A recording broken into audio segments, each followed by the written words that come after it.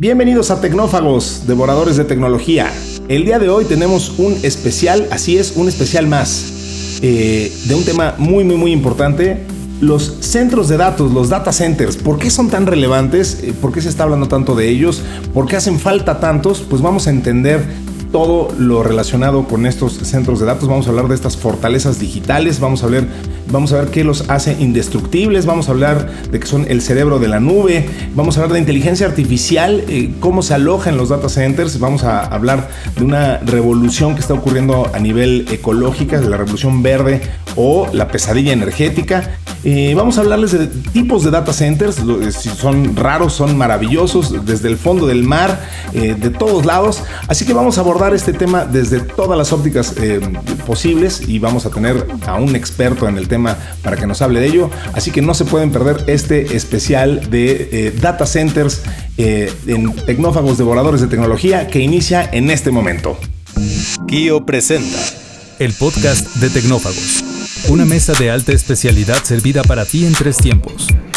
Acompaña a Ricardo Massa y Bernardo González, 2 especialistas en masticar información tecnológica para ti.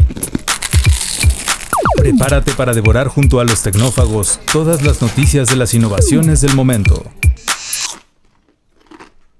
Muy bien, pues como escucharon en el intro, pues hoy tenemos un programa especial más dictado por ustedes. Ustedes son los que dicen qué tipo de temas abordamos en este podcast que se llama Tecnófagos.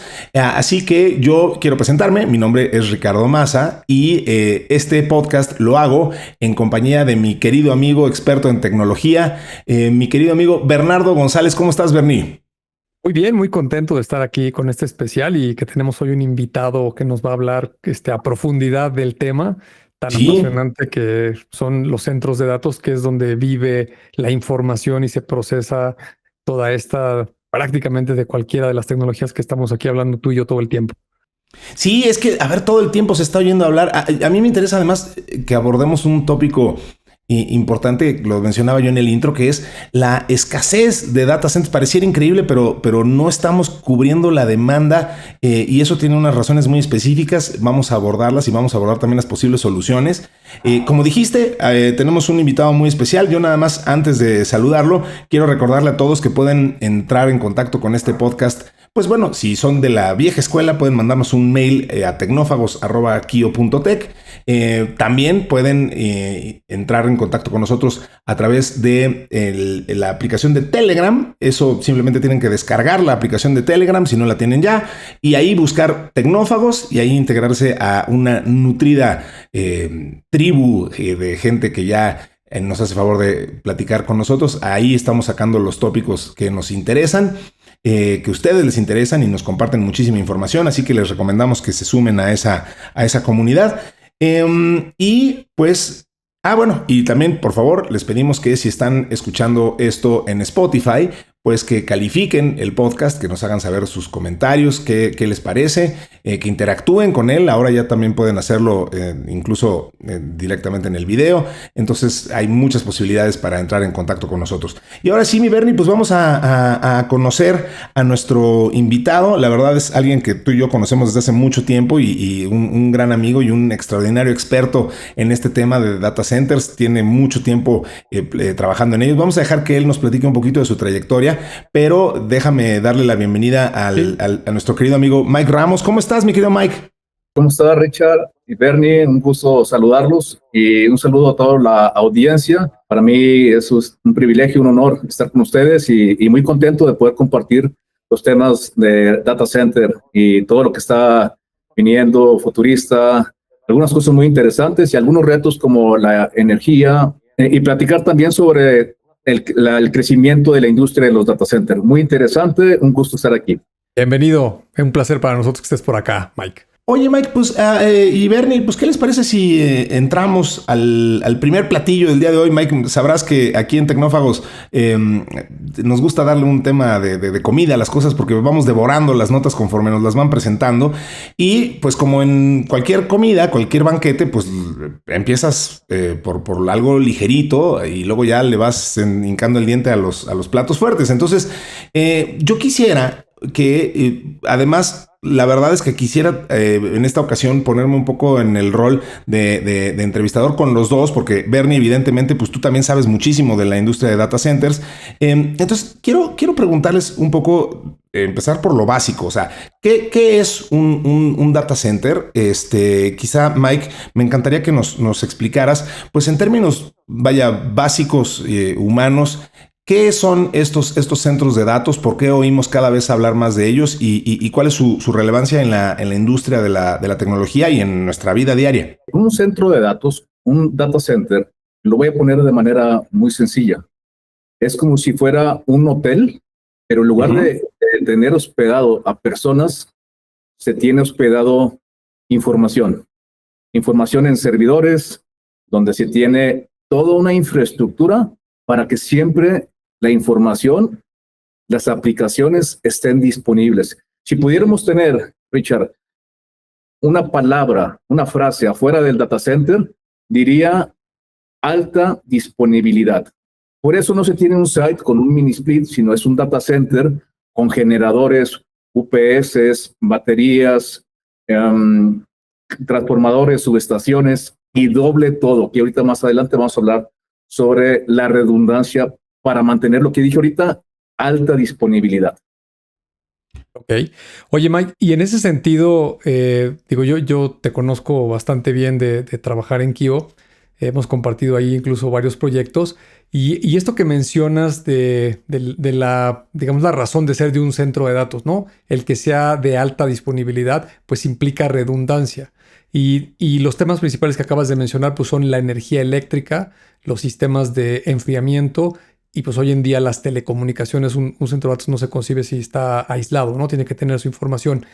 En ese sentido, si nos puedes platicar un poquito más de cuántos tiene, de qué calibre son esos generadores, porque a veces la gente cree que pues es como los que están en las oficinas y pues no, esto es a nivel industrial, es muy grande, tienen capacidades eléctricas gigantescas. Yo recuerdo ver en las visitas al centro de datos, ver estos pasillos larguísimos llenos de baterías, ¿no? Son como estanterías casi del piso al techo y tienen baterías y luego los generadores y un montón de máquinas eléctricas que yo no conozco los detalles, pero si tú nos platicas un poquito más de cómo están constituidos todos esos sistemas, ¿no?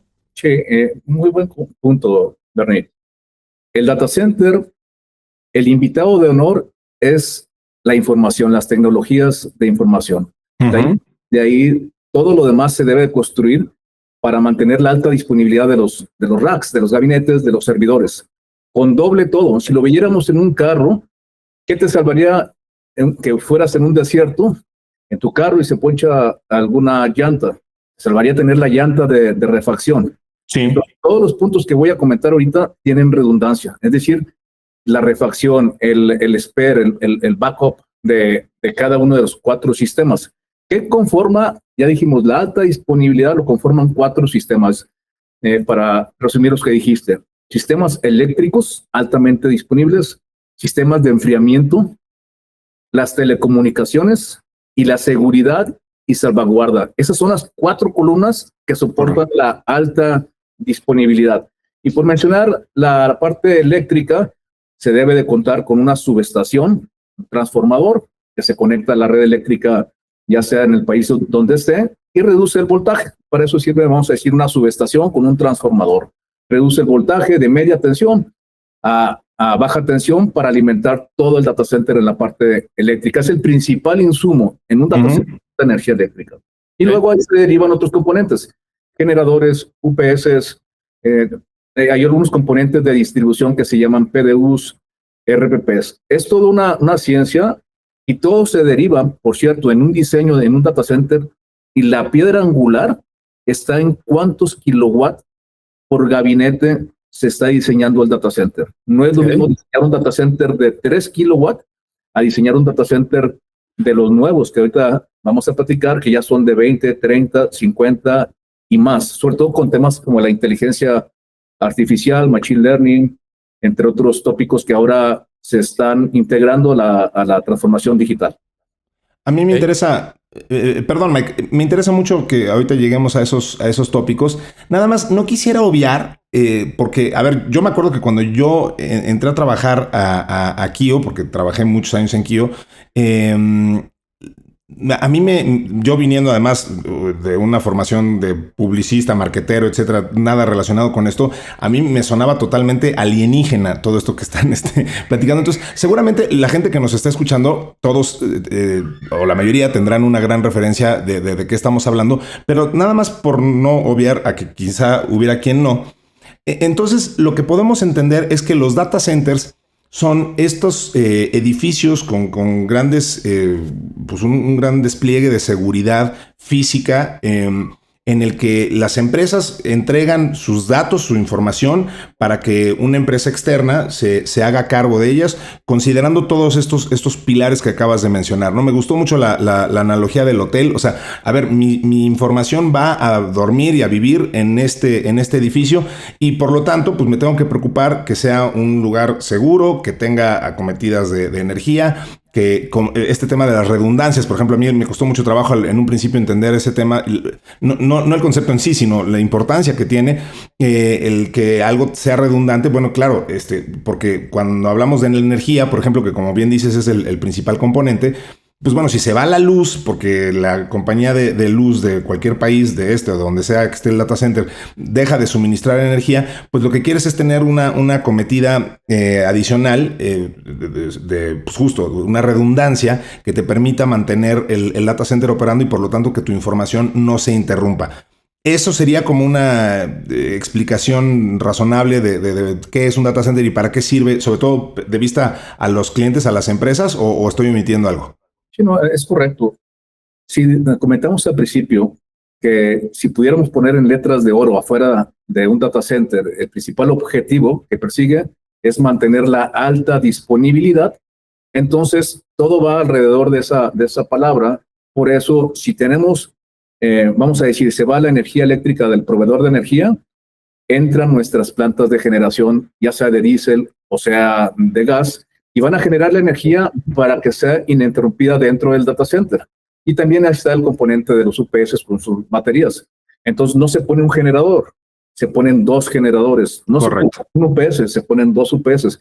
Porque va a haber un momento donde haya mantenimientos preventivos y tienes que intervenir el UPS, por ejemplo. Entonces dejas el otro UPS disponible para poder soportar el data center. Y si tienes dos generadores y le haces un mantenimiento que puede durar horas, tienes el otro generador para darle energía al data center en caso que se fuera tu proveedor de energía. Entonces, siempre es tener doble todo. Vamos a decir, en un avión sería tener las dos turbinas. Uh-huh. Okay.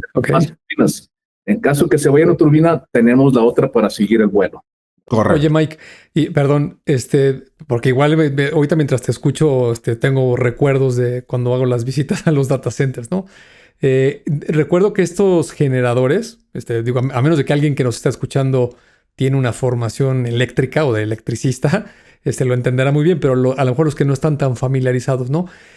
Al menos en el data center, ese generador es una máquina enorme, es como si fuera el motor de un tráiler o de una locomotora. De un barco, yo siempre lo pensé como el motor de un barco. De un barco, ¿no? ¿Nos puedes decir nada más para hacer una analogía con un motor de un automóvil, por ejemplo, de cuántos metros de largo es, de alto aproximadamente? Si tiene cilindros, supongo que sí, porque es una máquina diésel. ¿Cuántos cilindros tiene? ¿Qué potencia? ¿Algún dato técnico como para dimensionar esos dos generadores, qué tan grandes y poderosos son? Sí, para darnos una idea de qué puede soportar un generador, vamos a decir, muy común en los data centers, que puedan ser de 2 megawatts o 2000 kilowatts. Uh-huh. Okay. Un gabinete en promedio en América Latina es de 3 kilowatts, más o menos. Okay. Más ahora con la inteligencia artificial ya es de 20, de 30, pero en promedio actualmente es de 3-4 kilowatts por gabinete. 3-4 kilowatts por gabinete. Un generador puede ser de 2000, de 3000 kilowatts. Para darnos una idea cuántos gabinetes puede soportar. Okay. Y la característica en especial de un generador se compone, vamos a decir, de dos partes principales. Vamos a hablar de un generador de diésel.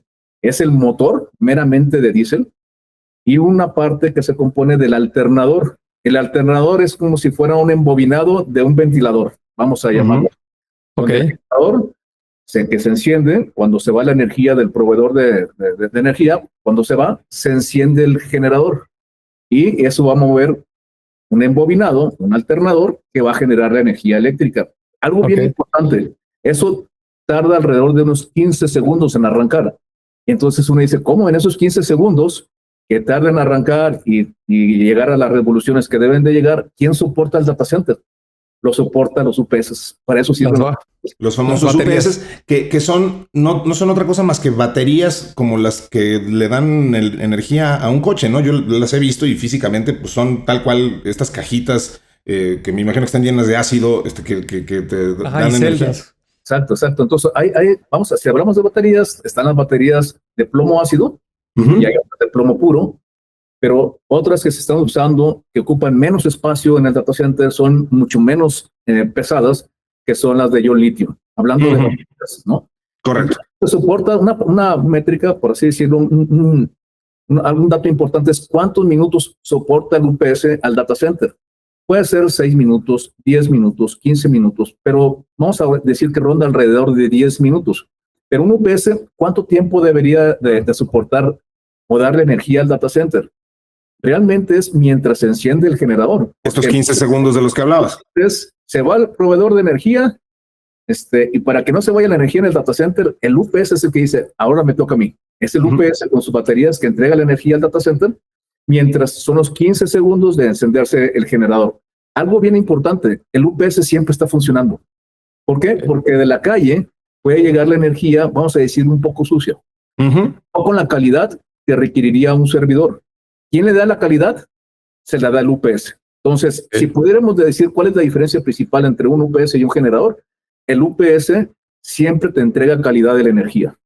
Y el generador te va a dar la disponibilidad durante todo el tiempo que se requiera. Si se va al proveedor de energía, hubo un tema en las líneas del proveedor, el generador va a estar funcionando, dependiendo del tipo de generador, pero va a estar funcionando horas o días mientras tengas diésel. Lo importante es que en el país donde esté, cuentes con un contrato de diésel para que te lo puedan suministrar en 3-4 horas, 7 por 24. Eso es algo bien importante, ¿no? Que tengas la capacidad en litros para poder soportar días y nuevamente todo va enfocado en la palabra clave, alta disponibilidad. Oye, Mike, ¿y qué podría detener el suministro o qué es lo que hace que de repente se interrumpa el suministro de energía de la acometida principal, de la compañía de luz de cada uno de estos países? ¿Por qué se interrumpe eso? Okay.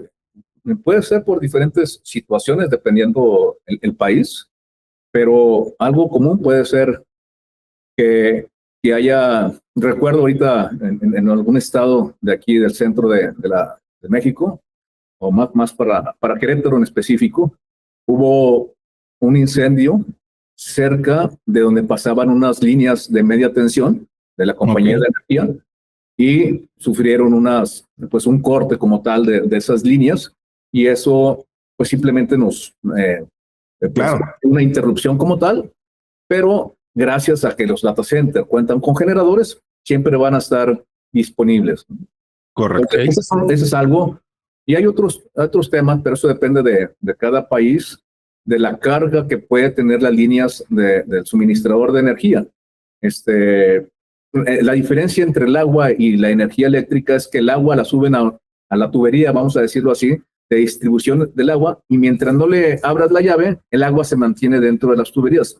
La energía, si no la utilizas, se pierde. O sea, si no las barras de la red eléctrica se pierden. Y lo vimos por ejemplo, los que vivimos aquí en la Ciudad de México, que en épocas recientes ha subido mucho la temperatura, pues hemos visto cortes a la energía provocados, según nos dicen, pues porque la gente está utilizando mucho más energía para encender ventiladores y aires acondicionados y todo esto. Esto le provoca mayor carga a la red y eso provoca estas interrupciones.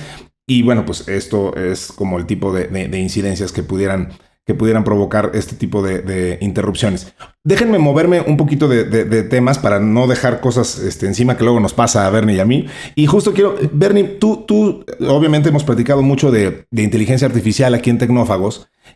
Mike mencionó que la inteligencia artificial está provocando un mucho mayor consumo de energía y está provocando cambios en los data centers. Yo sé que esto es algo que tú has visto ocurrir de forma muy cercana. Me gustaría que nos explicaran un poco de esto, o sea, qué es lo que está pasando, qué onda con los nuevos, pues con los nuevos racks, con estos nuevos racks, qué ha tenido que cambiar en la industria del data center, por qué la inteligencia artificial está provocando que haya una falta de suministro, que no está alcanzando la demanda del mercado en la industria de los data centers. Creo que si nos puedes elaborar, Mike, con algunos conceptos que son muy del data center, ¿no? Ahorita decías, en América Latina la mayoría de los racks, que el rack es como si fuera un archivero, un gabinete. Las empresas ahí ponen todos sus servidores con el disco duro, un switch de comunicaciones, donde están los procesadores, etcétera, ¿no? Y decías que consumen más o menos 3 kilowatts. En la industria de manera general, no solo en la inteligencia artificial, se está dando un fenómeno que cada vez se integran más circuitos o más capacidad a estas máquinas en menos espacio físico, lo cual entiendo que se traduce en que esas máquinas consumen más energía y también me parece que tienen un tema de calor, ¿no? Que despiden más calor. ¿Podrías elaborar un poco con esos temas alrededor de la inteligencia artificial? Claro que sí, Bernie. La base es, como ya lo comentamos ahorita, el principal insumo de un data center es la energía eléctrica. ¿Y cómo se distribuye en el consumo? Principalmente en dos cosas. En suministrar energía a los servidores y suministrar energía al sistema de enfriamiento. Normalmente es por cada watt de IT, o sea, de los servidores, se requiere otro watt para sacar el calor generado por la IT. Entonces, esa relación. Entonces, entre más servidores, multipliquemos casi por 2, porque es lo que va a consumir el data center. Si tienes 100 watts de IT, tienes otros 100 de enfriamiento. Más o menos es un factor que pudiéramos utilizar. Hablando del consumo o de la demanda que se está requiriendo ahorita, a diferencia de muchos años, desde los 60, 70, se mantuvo siempre 3 kilowatts, 2 por cada gabinete donde tienes ahí rackeados o montados los servidores. ¿Cuál es la diferencia? ¿Por qué hay una curva exponencial en los recientes años? Porque ahora se están haciendo más pequeños los procesadores o los transistores. Recuerdo hace mucho que le ayudaba a mi padre a componer televisiones, pero ya esos de bulbos, y pues un bulbo era de ese tamaño, ¿no? Luego los bulbos se convirtieron en transistores, y los transistores ahora dentro de microprocesadores, donde ahora podríamos decir que en un tamaño así de un procesador hay billones de bulbos que están integrados, es decir, es mucha electrónica en muy poquito espacio. Pero ahora con la transformación digital, con la inteligencia artificial, que se requiere mucho procesamiento, ya no basta poner un procesador. Hay muchos procesadores en muy poquito espacio, en un gabinete. Es por eso la miniaturización y el aumento de consumo de procesamiento en un procesador. Ahora un rack de 3 kilowatts, que siempre fueron 3 kilowatts, ya se está subiendo a 10, 20, 30. La semana antepasada, parte de mi equipo estuvieron en un data center en Texas, y el data center tenía racks de 120 kilowatts en un tamaño de 1 metro por 0.60 centímetros, 0.60 metros. Es decir, un data center que lo puedes ver de 300 metros, de 200 metros, de 3 kilowatts, ahora se concentran en un solo rack con 120 kilowatts. Es demasiado. Y entonces, ¿qué está pasando? Además de generar más energía o consumir más energía para suministrarle a los servidores, se requiere mucho más energía para sacar el calor. Claro. Entonces, los data centers ya no se configuran, no se diseñan pensando en 1 megawatt por 1000 metros. Ahora se consumen mucho más normalmente antes era 1 megawatt, 2 megawatts por cada 1000 metros cuadrados de data center. Ahora está aumentando considerablemente, y los costos de diseño, los costos de construcción, sin duda están creciendo, ¿no? Y eso conlleva también a que con tiempo se tiene que solicitar el espacio donde se vaya a construir el data center, Y no nada más comprar el espacio. Antes de comprar el espacio tienes que asegurar que ese parque, esa zona, cuente con la energía eléctrica, de la capacidad eléctrica de la red, ¿verdad? Claro. Y también, y luego los temas importantes del consumo de energías, buscando energías renovables. Sí, no puedes trepar a un data center nomás en cualquier lugar, ¿no? O sea, necesitas tener ciertas condiciones geológicas, estas acometidas, y las capacidades de poder llegar ahí, las fibras, etcétera. O sea, es todo un tema de estudio, de infraestructura, es bastante complejo y se está haciendo más complejo porque, a ver, en la mañana leí un artículo en el que decían que, por ejemplo, la ciudad de Nueva York no está llegando a cubrir la demanda que tiene de data centers. Y Nueva York es una ciudad que típicamente tiene muchos problemas del famoso real estate, ¿no? De bienes raíces.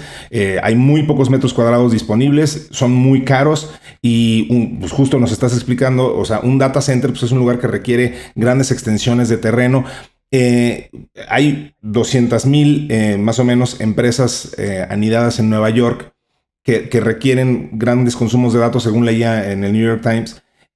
¿Cómo le hace entonces una empresa que tiene estas características? O sea, porque además entiendo, y me encantaría que nos explicaran un poquito de esto, entiendo que los datos pues cada vez tienen que estar más cerca del consumidor final. Entonces, ¿cómo le hago si yo soy un proveedor de data centers para cubrir esa demanda en un lugar como Nueva York que está tan conglomerado y en general en el mundo que estamos teniendo cada vez mayor demanda de información en un mundo que justo cada vez se está llenando más de gente y hay menos espacio y menos lugares para construir? ¿Cómo abordamos ese problemón? Al principio se tiene que hacer una evaluación de las posibles localidades donde se va a poner un data center. Entre otros puntos voy a mencionar algunos, primeramente, bueno, uno de los más importantes es que cuente con una red eléctrica que pueda soportar la demanda que va a tener el data center. Eso es bastante importante ahora con los consumos altos que se requiere de los servidores, pero ahora con la inteligencia artificial está creciendo de manera exponencial la demanda. Y no estamos hablando solamente de México. En el mundo hay un tema de cuando uno va a buscar un terreno, siempre revisar que cuente con las redes eléctricas, con la capacidad para poder conectarse a la red eléctrica.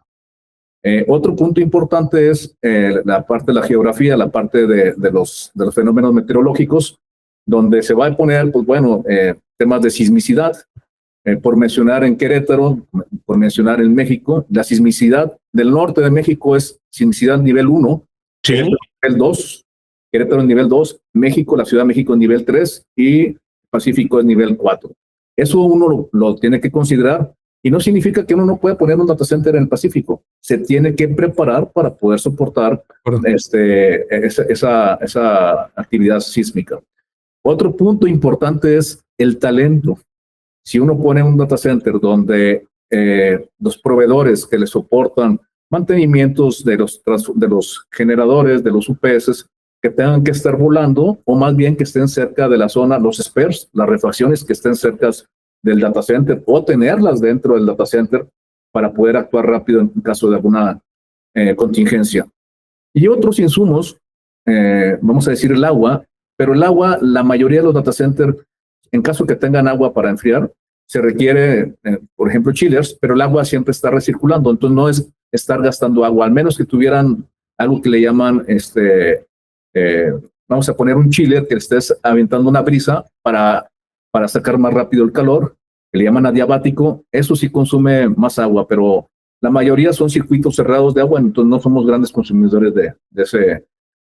Cabe mencionar que hablando de agua, ahora para poder sacar el calor de servidores que sean de arriba de 30 kilowatts, se requiere ya no nada más el aire.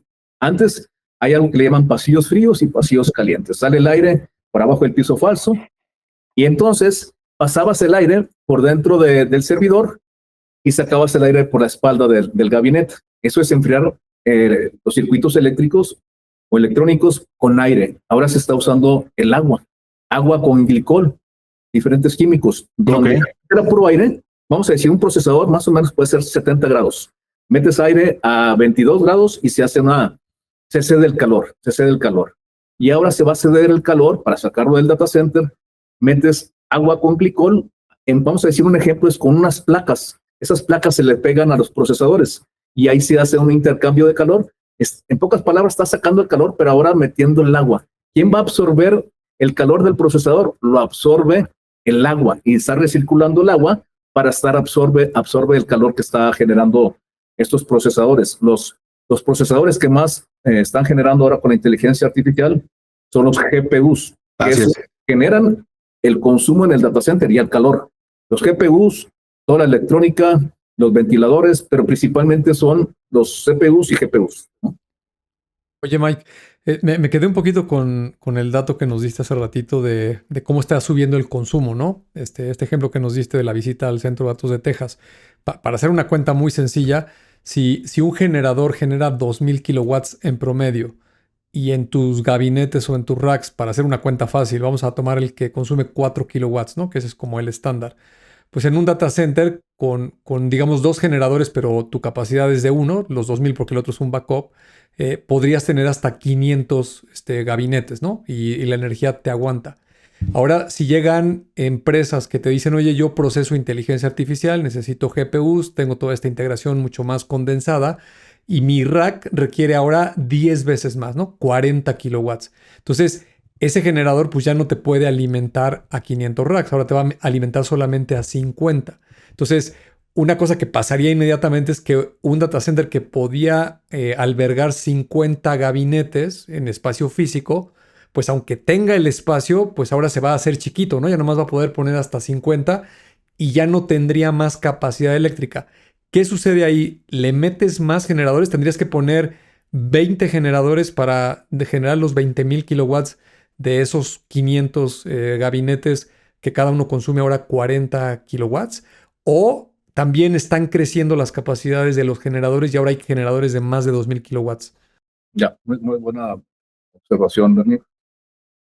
Un data center vamos a decir, que se fue construido hace 20 años, se hace todo un diseño conceptual y, como lo dije al principio, la piedra angular es cuántos kilowatts por gabinete lo diseñaste. Vamos a decir como si hicieras en Excel. Entonces, dibujas todos los racks, 3 kilowatts en promedio, porque puede haber de 7 kilowatts, otros de 1 kilowatt, pero en promedio que sean 3 kilowatts. Y a partir de ahí, diseñas todo lo demás. Son 3, en 1000 metros cuadrados, 3 kilowatts, me caben tantos racks, que más o menos le caben la mitad, supongamos que sean 400 racks. Ok. Entonces, a partir de ahí tú diseñas UPS, la capacidad de los UPS, la capacidad del sistema de enfriamiento, la capacidad de los transformadores, pero la piedra angular es cuántos kilowatts por gabinete vas a diseñar tu data center. Ahora, que no son de 3 kilowatts, ahora en promedio van a ser de 10, de 15, de 20 y están subiendo. Entonces, para un data center que fue construido hace 20 años, puedes aumentar y puedes rediseñar, pero lo mejor para los nuevos data centers es pensar que vas a tener un híbrido. No todos los racks van a ser de 20 kilowatts o de 30 o de 50. No, al menos así a corto plazo y a mediano plazo. Van a convivir los de 3 kilowatts con los de 50 kilowatts, 40 kilowatts. Entonces tu data center tiene que ser flexible con un plan maestro para que tú puedas decir, esta sala es para los de 3 kilowatts y esta sala es para los de alta densidad. Vamos a decir 20, 30, 40. Arriba de 30 kilowatts ya pasamos de nivel, ya es meter el agua dentro de los gabinetes, literal, agua con glicol, con las placas que comenté ahorita, para poder extraer el calor. Entonces, es lo que se está utilizando. ¿Y por qué el agua? Buena pregunta. Porque el agua tiene la propiedad de poder transferir el calor 4 veces más que el aire. Si nada más meter un ventilador con aire, está bien. Así se hace ahorita la mayoría de los data centers, de 3 kilowatts, de 5 kilowatts, pero arriba de 30, ese es un número que podríamos utilizar, arriba de 30 kilowatts se utiliza agua con glicol. Y hay otra opción, que son, vamos a decir, tipo hieleras, donde metes los servidores, pero le quitas todo componente mecánico. Los ventiladores, pues ya les quitas los componentes mecánicos. ¿Y cómo le haces para disipar el calor de los procesadores? Porque metes en un líquido especial, dieléctrico, metes los servidores y ahí estás transfiriendo el calor de los servidores. Esa es otra manera de utilizar agua o bueno, líquidos, pues, para extraer el calor de los servidores. Oye, y todos estos esfuerzos de refrigeración y de energetización, déjame llamarlo así, obviamente, pues tienen un costo ecológico importante. Ese sé que es uno de los elefantes en el cuarto de la industria de los data centers. Aquí hemos comentado, por ejemplo, que hay países, en particular en la región escandinava del mundo, en Noruega y lugares así, donde ya no dejan incluso que se instalen data centers.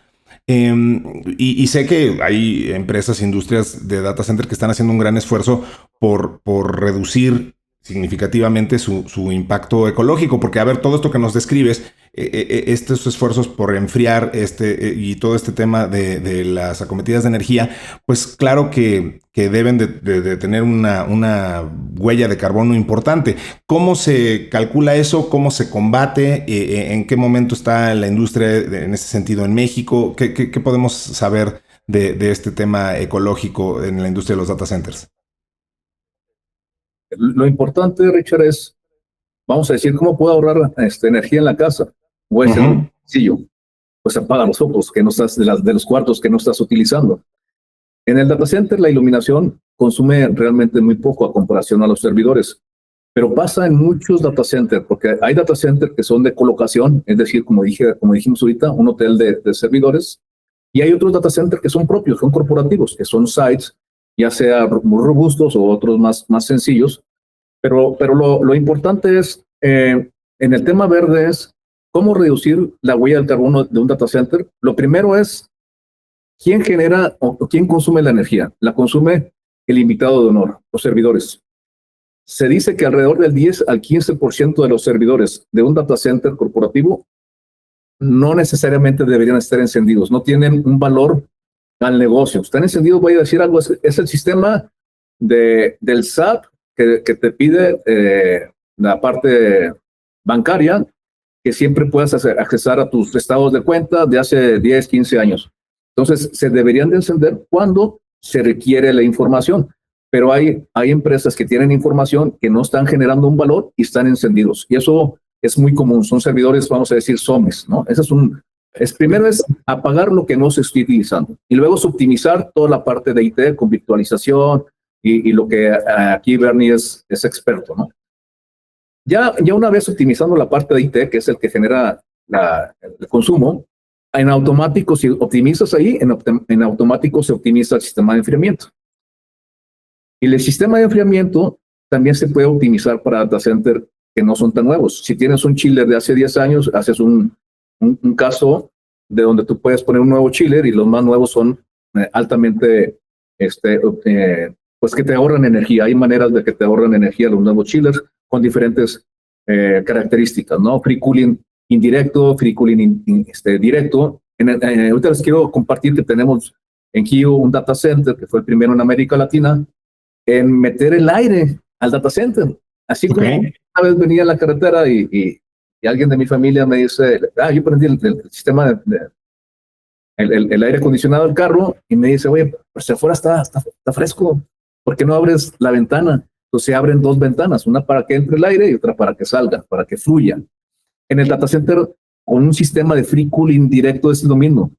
No abres una ventana como tal por temas de seguridad, pero tienes un sistema donde circulas el aire por el data center para absorber el calor y retirarlo. Eso se le llama free cooling directo, siempre y cuando tengas capas de filtrado del aire externo, ¿no? Y hay otras maneras también de poder contribuir. El otro es qué energía consumes. Energía en base a combustibles fósiles o en base a hidroeléctricas, eólicas, fotovoltaicas. Por poner un ejemplo, en Brasil, alrededor del 90% de la energía que se genera y se consume viene de sistemas verdes, de sistemas de generación amables con el medio ambiente.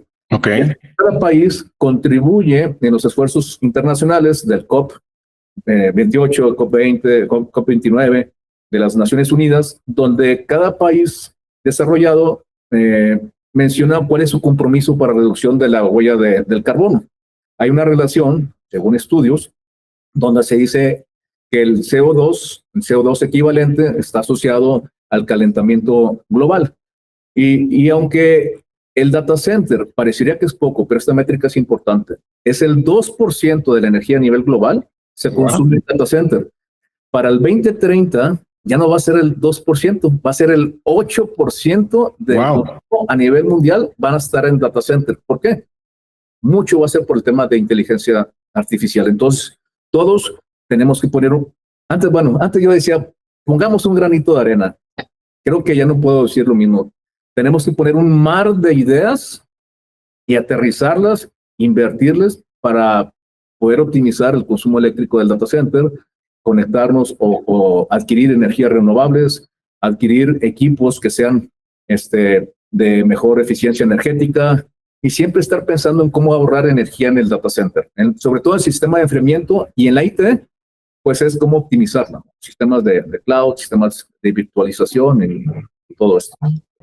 Oye, Mike, y en ese sentido del consumo energético, digamos ya a nivel país y a nivel global, algo que nos puedas compartir. Sé que Kio tiene varios data centers en México y en otros países, pero por ejemplo, ¿cuánto consumen los de Kio? ¿Cuánto consume una empresa de data centers en una región? Sé que por ejemplo Querétaro en los últimos años, particularmente en México, ha sido como sede de muchas empresas para estar poniendo este tipo de centros de datos. Y esta predicción que estás haciendo, pues derivada de muchas tecnologías y principalmente por la inteligencia artificial, que va a crecer aquí por lo menos 4 veces el consumo mundial. En términos de gigawatts, kilowatts, megawatts, lo que tú me puedas explicar, ¿cuánto va a crecer así por región y a nivel global? En Querétaro en especial, por la ubicación en México que está en la parte central, que es nivel 2 de sismicidad, porque hay redes de los carriers de telecomunicaciones. Creo que están arribando, o hemos visto que están arribando, no se puede decir, alrededor de 10 compañías de data center. Entonces están pensando en hyperscaler. Hablando de los data centers de colocación, está meter un rack, meter 2 racks, o está el hacer un data center para una compañía donde se le contratan 2,000 metros, pero sobre todo ahora no es tanto los metros, ahora es la cantidad de energía que van a consumir. Entonces están llegando 10 o alrededor de 10 y están requiriendo, ya no estamos hablando de un data center de 4 megawatts, estamos hablando de data centers que van a requerir 20, 50, 100. Claro. Mencionar uno, Google está haciendo un data center en el sur de América, donde va a consumir alrededor de 250 megawatts. Solamente una ubicación de Google en el sur de América, ¿no? Por cierto, acaba de salir la nota que también van a estar en Querétaro. Entonces, ese es un reto que se está desarrollando ahorita y que la iniciativa privada junto con la iniciativa pública están uniendo esfuerzos para robustecer la red eléctrica y poder contar con los megawatts que se requieren ahí. Recientes métricas que mencionó el gobierno de Querétaro, el gobernador de Querétaro, es que en alrededor de 5 años, nuevos megawatts que se van a demandar ahí, para darnos una idea, van a ser alrededor de 800 megawatts siguientes 5 años. 800, vamos a 1000 megawatts. Para darnos una idea a nivel mundial, para el 2028 se van a requerir 38,000 megawatts, o si lo queremos convertir a 38 gigawatts. Y sobre todo es el tema de inteligencia artificial nuevamente. Y recordar, por cada watt que uno utiliza para suministrar energía a los servidores, se requiere otro watt para los sistemas de enfriamiento. Por eso lo importante de las compañías que generan o que fabrican y diseñan sistemas de enfriamiento sean altamente eficientes. Claro. Esa es la parte de eficiencia. Siempre se va a estar buscando dónde poner un data center. Como lo comentaste al principio, debajo del mar, en la selva, en el desierto, y de un proyecto que se llama Lone Star, muy interesante, es que están pensando poner data center en los cráteres de la Luna. Ok. Esta compañía se llama Lone Star, lo pueden buscar, y es una inversión donde ya hay muchas inversiones en este proyecto de la iniciativa privada y colaboradores de la NASA, donde encontraron que los cráteres de la Luna está siempre a 17 grados centígrados. Ok. El data center normalmente anda entre 18 y 27 grados. Y eso lo norma o la sugerencia es de la ASRAE. De la ASRAE es una asociación que tiene que ver con todo el tema de enfriamiento y te dice, es alrededor de 22 grados, 25 grados, 27 grados centígrados. ¿Para qué? Para que no se calienten los equipos y se vayan a apagar. Bueno, descubrieron que en alrededor de 200 cráteres de la Luna, adentro, siempre está estable, siempre está en 17 grados centígrados. No alrededor de la Luna en general, porque ahí puede subir más o menos. Muy baja. ¿Verdad? Muy bajo o muy alto. Interesante. Dentro de los cráteres es mantenible a 17 grados. Los estudios que se están haciendo de esta compañía de Lone Star no es para procesar ahorita. ¿Por qué? Por la tecnología que tenemos actualmente, la latencia pues no va a ser en microsegundos. Entonces, ahorita es para mantener la información, para almacenar información en los cráteres. Por cualquier cosa que pueda suceder, ahí estaría la información. Muy interesante el proyecto, porque siempre tienen una línea de división hacia la Luna también, en todas partes del mundo, según la rotación, siempre hay una línea de división hacia la Luna, y algo importante es, pueden capturar energía solar, eso es algo importante, pero recordar, es para almacenar información, no ahorita con la tecnología actual para procesar.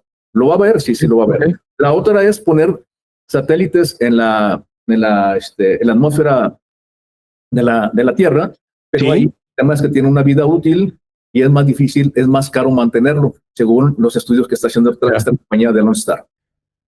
Qué interesante. Oye, vamos a buscar información de eso y lo vamos a subir al grupo de Telegram y etcétera para que podamos ahondar un poquito en eso porque suena súper interesante.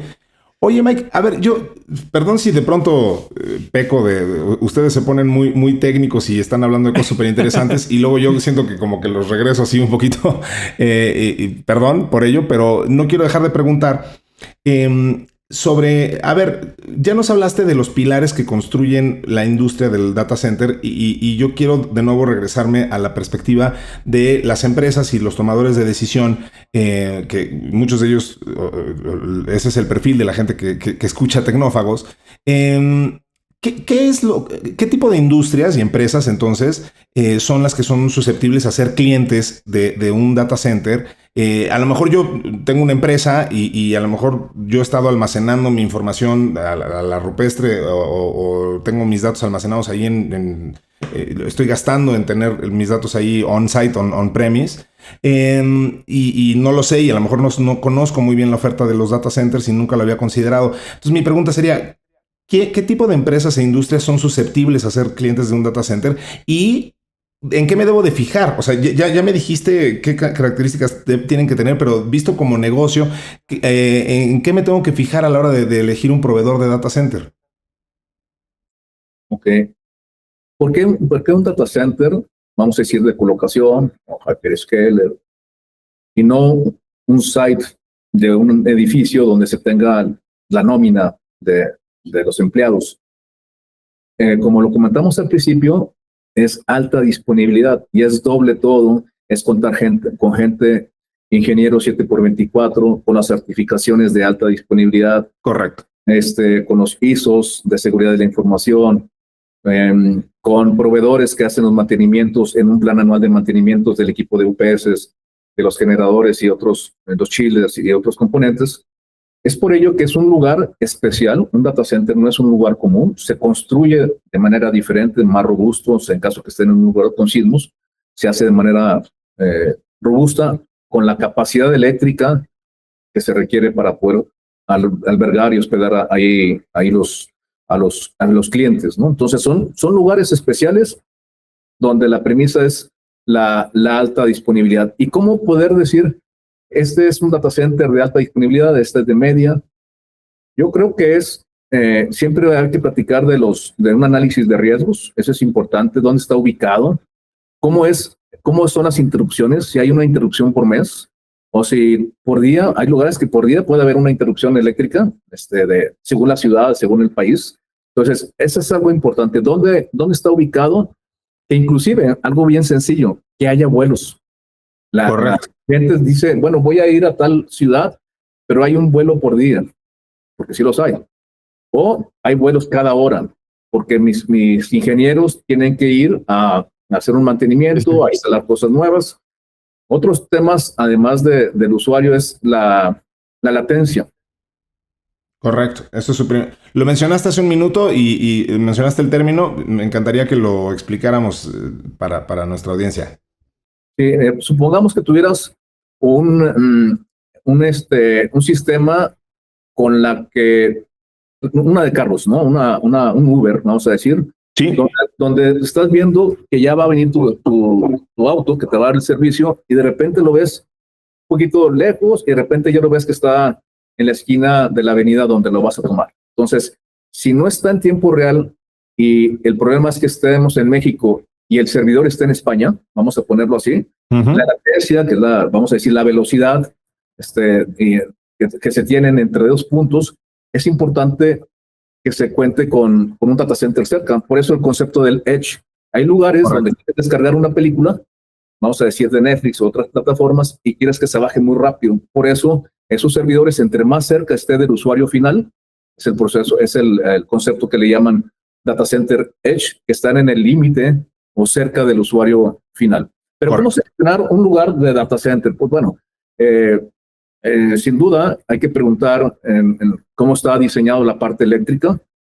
Otro tema importante de la redundancia que platicamos al principio, otro tema importante no nada más es al día 1 que sea un data center de alta disponibilidad, de alta redundancia, es cómo lo mantienes. ¿Cuál es tu plan anual de mantenimiento? Si utilizas refacciones que sean propias de las marcas, que tengas personal 7x24 certificado, que tengas el soporte de las marcas vamos a decir, generadores, UPS, que tengas los spares dentro del data center o muy cerca del data center, que tengas sistemas, como lo dijimos al principio, sistemas de detección, vamos a decirlo, hay una marca, es la marca Extreme Vesda, que detecta cualquier conato incendio mucho tiempo antes de que ya se haya propagado, porque es por medio de un láser. Entonces, son muchas características, pero las principales es redundancia en la parte eléctrica, en la parte de enfriamiento, en la seguridad y salvaguarda, y la parte de carriers. No puede tener un carrier de telecomunicaciones o dos. Deberíamos de tener 10, 20, 30, 40 carriers. Recuerdo en una visita al NAP de las Américas en Miami, tenían alrededor de 200 carriers de telecomunicaciones. Bueno, lo que pasa es que cerca de ahí está la costa y sale por de manera marítima todas las fibras que cruzan el mar para poder llegar a... Los famosos cables submarinos, pues, por donde viaja el internet en su mayoría, ¿no?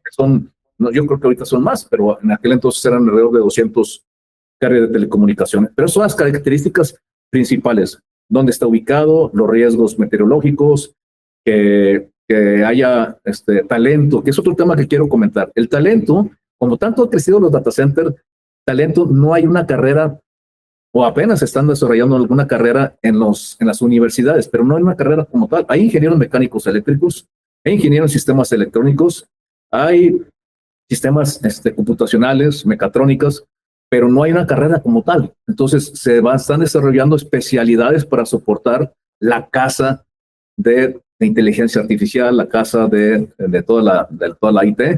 Pero ahorita, hoy por hoy, plataformas como Data Center Dynamics, como Uptime Institute, como el ICREA, hay algunas organizaciones, algunas asociaciones que brindan cursos para poder formar al personal del data center. Y alguien diría, bueno, yo como data center, ¿por qué? Si le invierto a que haya conocimiento y capacidad técnica del personal, que se puedan ir, pero es mejor que tenerlas capacitadas, mucho mejor tenerlas capacitadas, porque si no, ¿qué pasa si las capacitas y se van? Y otros dicen, ¿qué pasa si no las capacitan y se quedan? Claro. Sale peor. Eso no, en Kio el tema de formación, hay una carrera de formación para los que están más asociados al tema de enfriamiento, más a la parte de UPS, de generación, y es una organización, una compañía que nos preocupamos por todo el personal que esté altamente capacitado. Sí. Oye Mike, pues a mí me da mucho gusto todo esto que estamos platicando contigo, porque es como que va cuadrando la ecuación, ¿no? Aquí Ricardo y yo, pues principalmente estamos hablando de noticias alrededor de la tecnología. Todo este año y el año pasado hablamos mayoritariamente de notas relacionadas con este crecimiento exponencial, abrupto de toda la inteligencia artificial. Y claro, acompañado viene un crecimiento económico de muchas proyecciones de firmas internacionales, en fin, empresas que hacen predicciones sobre la bolsa, las siguientes startups, si las grandes tecnológicas son las que se van a quedar con la mayor parte del pastel económico, ¿no? Nvidia ahorita es la compañía que ya vale $3 trillones o un poco más, y están ahí metidas Apple, Microsoft y le siguen otras, ¿no? Entonces, esto que nos estás contando, pues hace mucha concordancia, ¿no? Va a crecer 4 veces la demanda de energía, 4 veces lo que se va a necesitar enfriar, toda esta miniaturización que está sucediendo sobre los equipos. Me gustó lo que dijiste de que es la casa en donde se guarda tanto el hardware, la información, y por supuesto esa es la información que fluye, ¿no? A nivel de la sociedad, los gobiernos, las empresas, para que todo esto vaya avanzando. Económicamente he visto proyecciones que hablan de que se va a triplicar el Producto Interno Bruto posiblemente para los próximos 6 años. Cuadra muchísimo con esto que me estás diciendo tú, que se va a cuadruplicar la demanda de energía eléctrica. Pues por supuesto, ¿no? Toda la sociedad se está digitalizando cada vez más dependemos de nuestros smartphones, de nuestras computadoras. Prácticamente no hay una compañía, no hay una industria que diga, no, yo no uso tecnología, yo puedo seguir operando con papel y lápiz, y yo no tengo ningún problema. Pues eso ya es muy difícil, ¿no? Entonces, me parece que cuadra, ¿no? No sé sí cómo tú lo veas, Rick. A mí sí. Eso me da mucho gusto, porque pues eso le agrega mucho optimismo, muchas oportunidades. Esto último que estás tocando, el tema de que la gente haya trabajos, que se desarrolle, pues si va a crecer tanto los data centers, seguro hay una demanda muy importante de nuevos empleos, a lo mejor algunos que no existen. Imagínate, gente que esté viajando a la luna a darle mantenimiento a los servidores que están en los cráteres, gente que se meta al mar, o que se vaya a una montaña cerca de un río, o yo qué sé. Pues todo eso compensa un poco de repente esta otra visión fatalista de que, oye, la inteligencia artificial va a acabar con todos los empleos y ya nadie va a tener una fuente de ingresos. A mí me parece, siempre lo he comentado, que es al contrario, ¿no?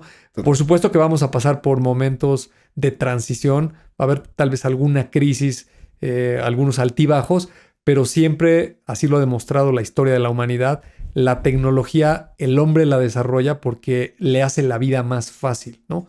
Y en términos económicos, pues generalmente representa crecimiento y mayores oportunidades y mayor beneficio para la gente en general. Totalmente. Yo creo que me encantó lo que explicaba ahorita Mike al final en términos de la latencia. Ese es nos familiariza mucho y nos acerca mucho a la importancia de esta industria y a la importancia de que esto tiene para nuestra vida diaria. Yo la primera vez que escuché el término de la latencia fue jugando videojuegos.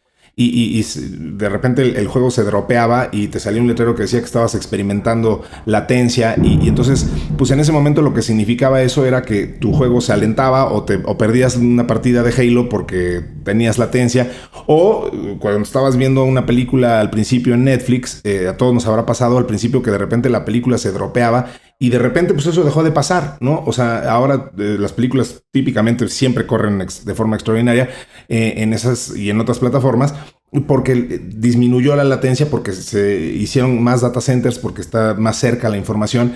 Y ahora, con esto que nos explica Mike, pues piensas en las aplicaciones que esto tiene y las implicaciones que tiene, porque ya no nada más estás hablando de que tu película corra bien, estás hablando de que tu coche inteligente pues no empieza a renderear a la mitad del periférico, ¿no? Sí.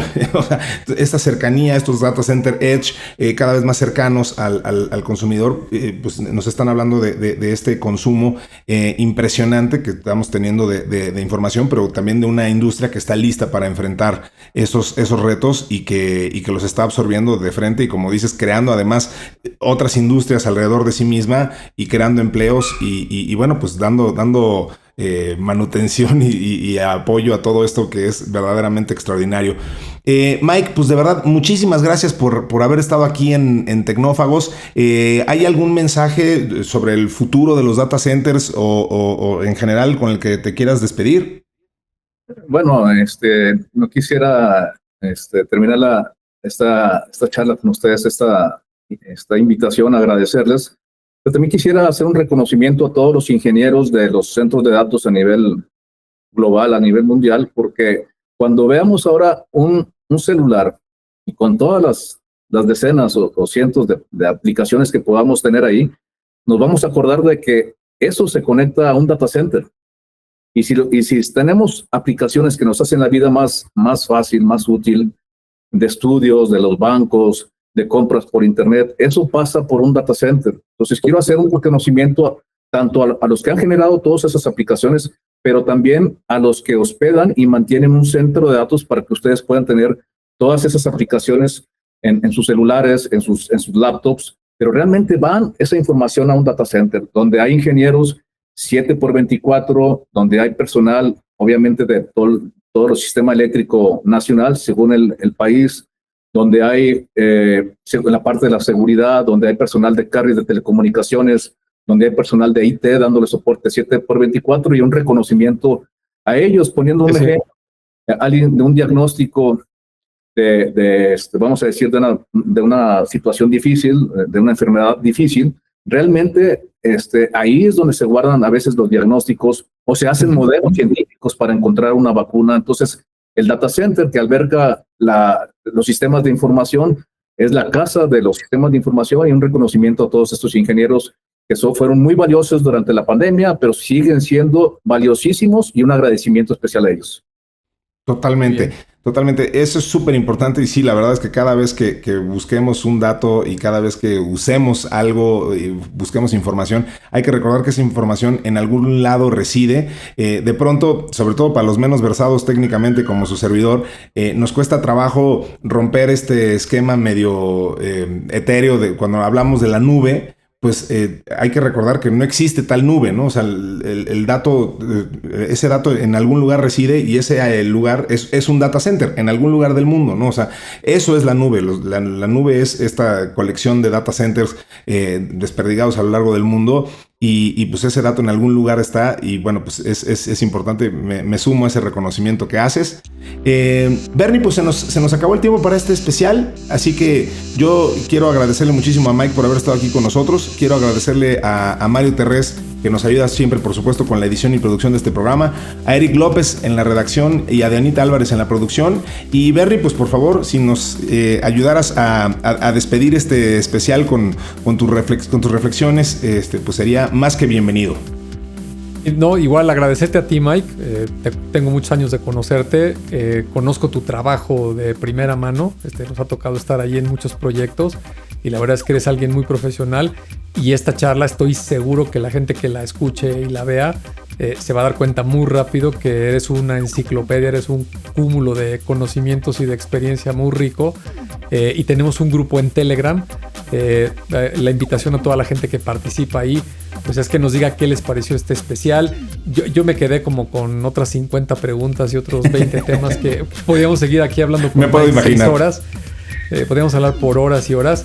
A mí me apasiona muchísimo porque es un tema tecnológico y me gustó mucho el cierre que diste de reconocer el aspecto humano. Luego nos vamos mucho con la finta de que sí, son robots y servidores y toda esa automatización y de manera inconsciente pensamos que el ser humano se va desdibujando. Y es todo lo contrario, ¿no? Esta tecnología existe gracias a los seres humanos y para que funcione y funcione bien, pues hay un montón de gente que, como dice Mike, trabajan 7x24. 7x24 es sin parar, de lunes a viernes, sábado, domingo, en la mañana, tarde y noche. Y cuando hay problemas, la gente es la que va y los atiende. Así que dejamos ahí una invitación a toda la gente en Telegram, a la comunidad de Tecnófagos. Y pues dejamos aquí la invitación abierta, Mike. Ojalá tengamos varias otras charlas contigo. A mí me pareció muy interesante. Y nuevamente, gracias por estar aquí. Felicidades a Tecnófagos. Muchísimas gracias a todos y nos escuchamos en una siguiente emisión de Tecnófagos, Devoradores de Tecnología. Hasta pronto.